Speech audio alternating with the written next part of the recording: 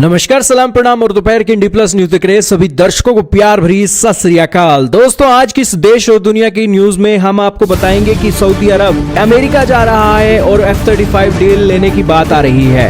साथ में ये भी जानेंगे कि किस तरीके से 600 रुपए में जिम के जो बॉय हैं चाइना के अंदर वुमेन को हग करके मोटी इनकम जनरेट कर रही हैं। साथ में ये भी जानेंगे कि रूस 1,20,000 ग्लाइड बम बना रहा है, यूरोप 20वें राउंड के सैंक्शन लगाने की बातें कर रहा है और इंडोनेशिया दुनिया का सबसे बड़ा मुस्लिम देश अपने 20,000 सैनिक गाजा में तैनात करने की बातें कर रहा है। और इसी के साथ 12 टॉप न्यूज आज की इस वीडियो में बताने वाले हैं। तो शुरू करते बिना किसी देरी के, चैनल पर नए हो तो जरूर सब्सक्राइब करना, बेल आइकन दबा देना। तो सबसे पहली खबर से शुरू करते हैं जो निकल रही है चाइना से। चाइना के अंदर दोस्तों जिम के हट्टे कट्टे नौजवान 600 रुपए में 5 मिनट की सेवा देने के लिए तैयार हैं और इन्हें चाइना के अंदर मैन मम बोला जा रहा है। दोस्तों, चाइना के अंदर ऑनलाइन काम करने के एवज में जो युवा हैं थक जाते हैं, स्ट्रेस काफी बढ़ जाता है। इस सिचुएशन में बड़े बड़े शहरों के अंदर उनके पास कोई रिलेटिव भी नहीं होता है जिसके पास जाकर वो अपना स्ट्रेस कम कर सके, माँ बाप भी नहीं है। यही कारण है कि वो उस स्ट्रेस को लूज करने के लिए अब सिर्फ 600 रुपए देंगे और वो उस एक व्यक्ति को, जिम बॉय को जो काफी हेल्दी है, उसको हग भी कर सकते हैं। 5 मिनट तक वो आपकी बात भी सुनेगा और आपके स्ट्रेस को दूर करने के लिए मीठी मीठी बातें करेगा। और ये चीजें चाइना के अंदर काफी अच्छी चल रही हैं और यही कारण है कि 600 रुपए का जो बिजनेस है वो उस युवा के लिए भी रोजगार का अच्छा साधन है और दूसरे जो कमाई करते हैं उनके लिए 600 रुपए कोई बड़ी बात नहीं है। वो उसे देकर अपना स्ट्रेस दूर कर सकते हैं। चाइना के अंदर ये मैन मम ट्रेंड कर रहा है और चाइना के जो बॉयज हैं, जिम वाले बॉयज हैं, वो इससे अच्छी खासी इनकम भी जनरेट कर रहे हैं। ऐसे ही हैं जिम के बॉय जिनका नाम है झोऊ, जिन्होंने एक दिन के अंदर 34 हग्स की वुमेन्स को और उससे उन्होंने 1758 युआन कमा लिए। 1758 युआन को अगर भारतीय रुपए में बदले तो करीब 20,000 रुपया बैठता है। और वो जिम का जो बॉय है वो उसे कह रहा है कि मैं ये काम सिर्फ लोगों की भावनाओं के साथ साथ लोगों के स्ट्रेस को कम करने के लिए कर रहा हूं। मेरा यहां पर लक्ष्य पैसा कमाना नहीं है, लेकिन वो लोनलीनेस और लोगों की सेटिस्फैक्शन के लिए ये काम कर रही हैं।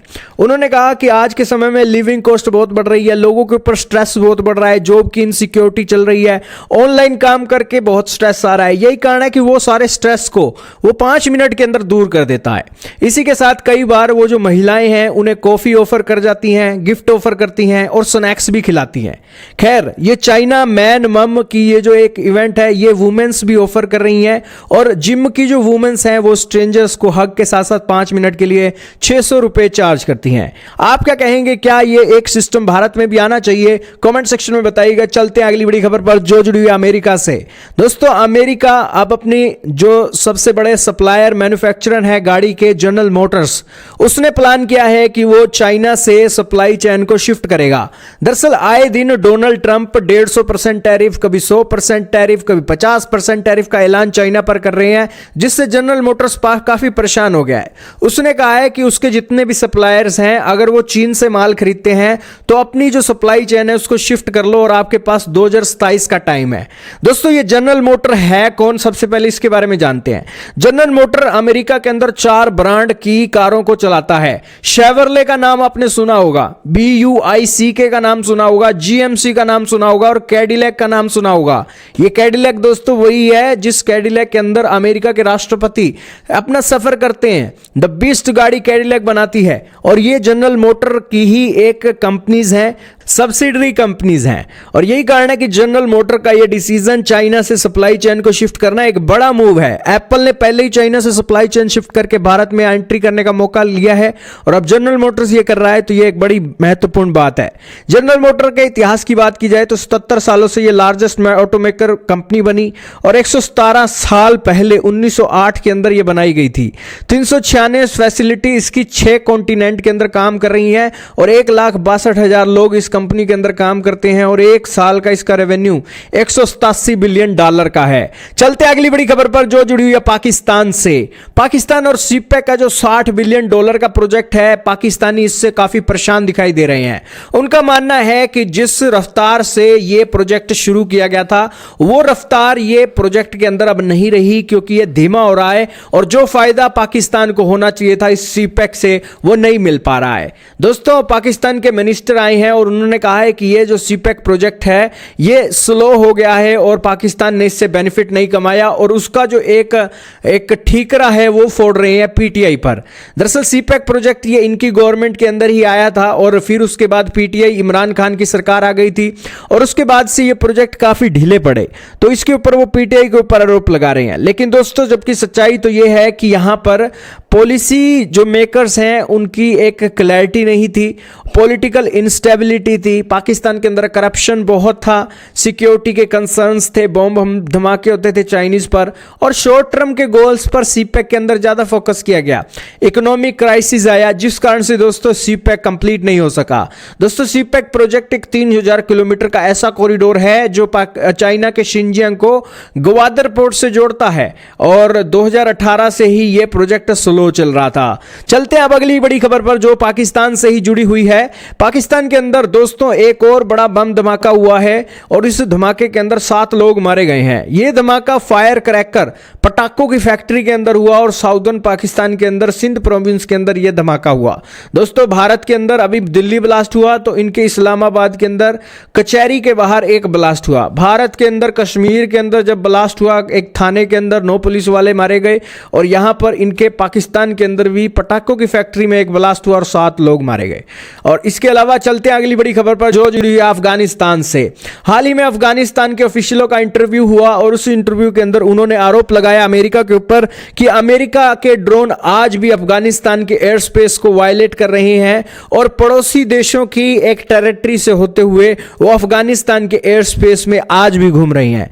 दोस्तों तालिबान के जो स्पोक्समैन है जबीउल्लाह मुजाहिदीन उन्होंने ईरान की न्यूज एजेंसी को अपना एक इंटरव्यू दिया और उसके बाद उन्होंने ये स्टेटमेंट दी। उन्होंने कहा कि उन्होंने 4 साल हो गए हैं तालिबान के अफगानिस्तान के सत्ता संभालते हुए और उन्होंने अपने 70% प्रोग्राम को कंप्लीटली अचीव कर लिया है। इसके अलावा वो आज अपनी सरकार चलाने में ट्रेड करने में एक चैलेंजेस फेस ऑफ कर रहे हैं क्योंकि तालिबान के लीडर्स के ऊपर कई देशों के अंदर सैंक्शन लगे गए हैं और बहुत सारे देशों ने अफगानिस्तान के अंदर तालिबान की सरकार को मान्यता नहीं दी है।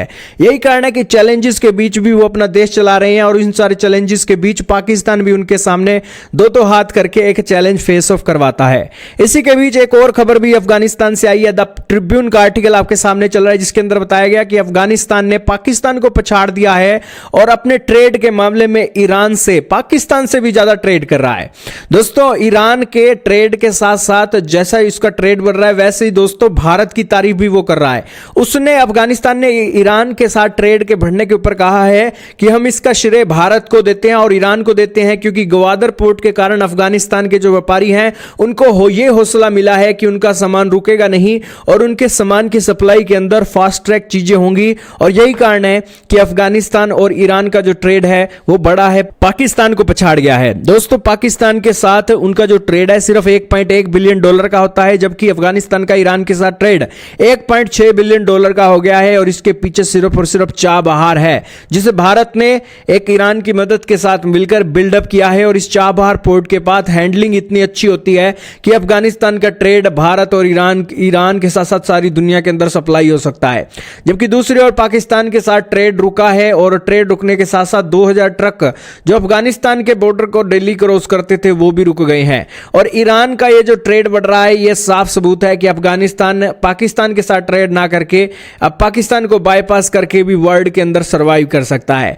चलते हैं अगली बड़ी खबर पर जो जुड़ी हुई है दोस्तों यूरोपियन यूनियन से। यूरोपियन यूनियन दोस्तों 20वें राउंड के सैंक्शन की तैयारी कर रहा है रशिया के ऊपर और रशिया के एनर्जी सेक्टर को टारगेट करने की कोशिश में है। दोस्तों यूरोप के एक देशों के अंदर यही अब एक चीजें चल रही हैं, उन्हें यह लग रहा है कि वॉर अब रशिया यूक्रेन की तभी रुकेगी जब पैसे खत्म होंगे देश रशिया के पास और पैसों के साथ साथ उनके देश के जो सोल्जर हैं वो एक कम होंगे तब ये वॉर रुकेगी। अब यूरोपियन यूनियन और यूक्रेन रशिया के साथ बातचीत करके वॉर रोकने के मूड में ही नहीं है क्योंकि दोस्तों जो बातें 2014 के अंदर हुई थी उन बातों को रशिया ने तोड़ दिया है और अटैक किया है। यही कारण है कि यहां पर यूरोपियन यूनियन कह रहा है कि अब बातें तो तभी रुकेंगी जब यहां पर रशिया के पास पैसे खत्म होंगे और सोल्जर लॉस्ट होंगे। इसीलिए वो प्रेशर बना रहे हैं रशिया के ऊपर सैंक्शंस का और 20वें दौर के सैंक्शन लगाने की तैयारी कर रहे हैं। दोस्तों अभी 23 अक्टूबर को 19वें राउंड के एक जो सैंक्शंस हैं रूस के ऊपर लगाए गए थे और 2027 में यूरोपियन यूनियन का प्लान है कि वो LNG LNG का इंपोर्ट को पूरी तरीके से रोक देंगे रूस के अंदर। चलते हैं अगली बड़ी खबर पर जो जुड़ी हुई है रशिया यूक्रेन से। यूक्रेन की इंटेलिजेंस एजेंसियां कह रही हैं कि रशिया 1,20,000 ग्लाइड बॉम्ब बना रहा है इस साल के लिए। दोस्तों रशिया का यह ग्लाइड बॉम्ब की खासियत क्या है, सबसे पहले यह जानिए।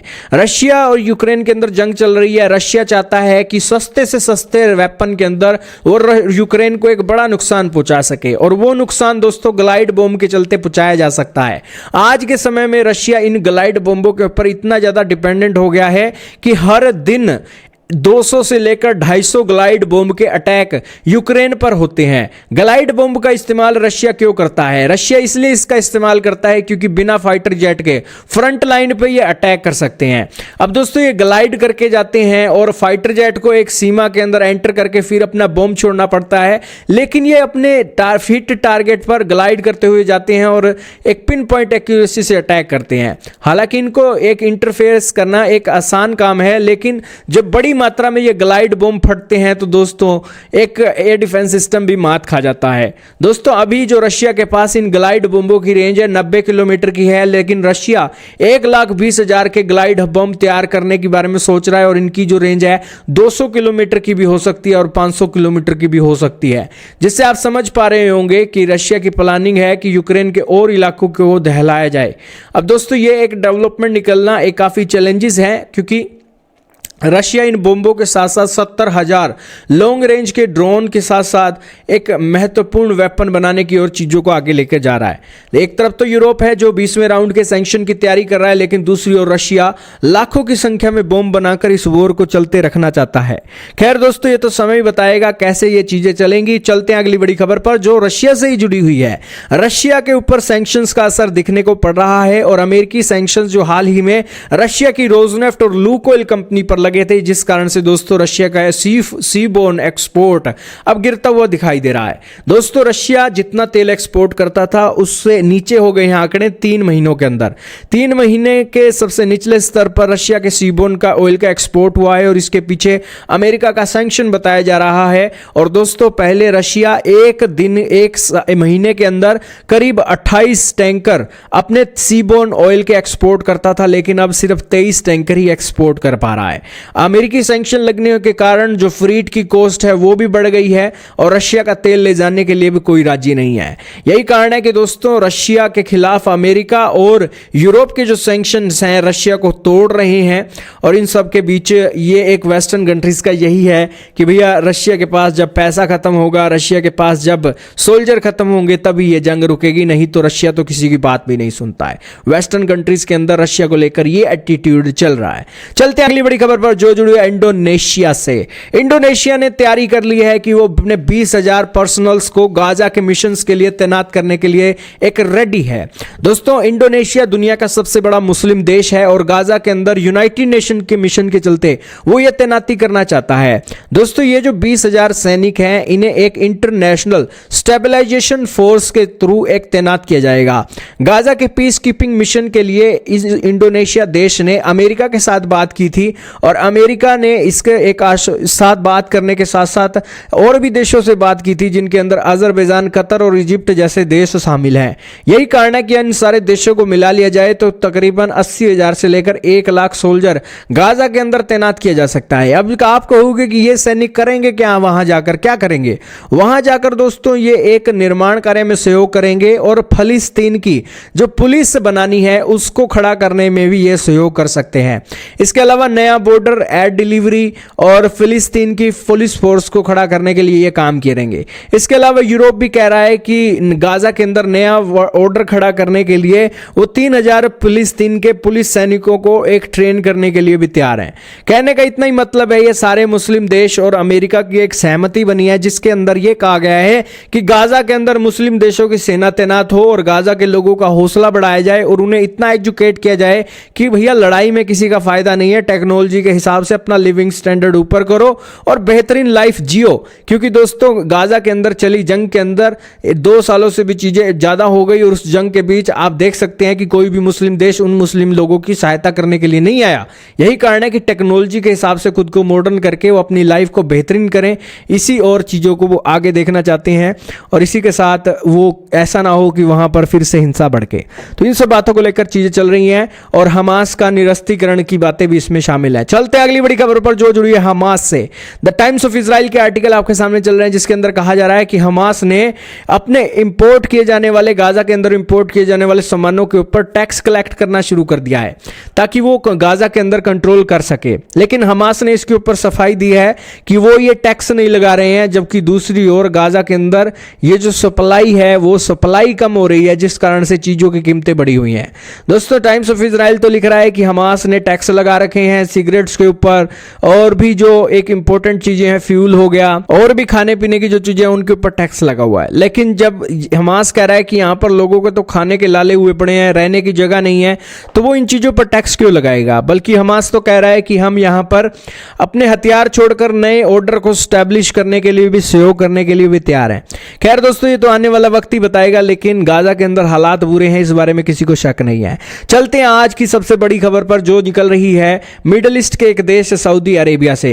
सऊदी अरेबिया के क्राउन प्रिंस मोहम्मद बिन सलमान अपने डोनाल्ड ट्रंप से मिलने के लिए अमेरिकी दौरे पर 2 दिवसीय यात्रा पर जाने वाले हैं और इस यात्रा के अंदर F-35 जेट की डील को कंसीडर किया जा रहा है और इस डील को लेकर इजराइल के कान खड़े हो गए हैं। इजराइल यहां पर कह रहा है कि डोनाल्ड ट्रंप आप F-35 सऊदी अरब को बेचना चाहते हो, कोई बात नहीं, बेच देना, लेकिन सऊदी अरेबिया को F-35 तभी बेचना जब सऊदी अरेबिया के रिश्ते इजराइल के साथ नॉर्मल हो जाएं और सऊदी अरब इजराइल को मान्यता दे दे। दरअसल सऊदी अरब के साथ इजराइल अपनी दोस्ती बढ़ाएगा तो मुस्लिम देशों के अंदर इजराइल की पैंठ और बढ़ेगी और इजराइल बेहतरीन कर सकता है। इजराइल का कहना है कि अगर सऊदी अरब इजराइल को मान्यता नहीं देता है तो हो खुदा न खास्ता ये आने वाले सालों के अंदर ये जो F-35 हैं ये इजराइल के लिए प्रॉब्लम पैदा कर सकते हैं। इसीलिए सऊदी अरब के पास चाहे कितना भी पैसा है, आप ये F-35 सऊदी अरब को मत देना, लेकिन आप ये F-35 तब दे देना जब सऊदी अरब की इजराइल के साथ बननी शुरू हो जाए।